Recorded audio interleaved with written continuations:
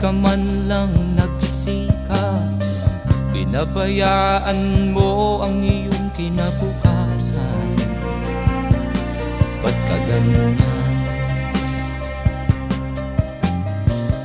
Di naman sila nagkulang, ibinigay ang iyong kailangan.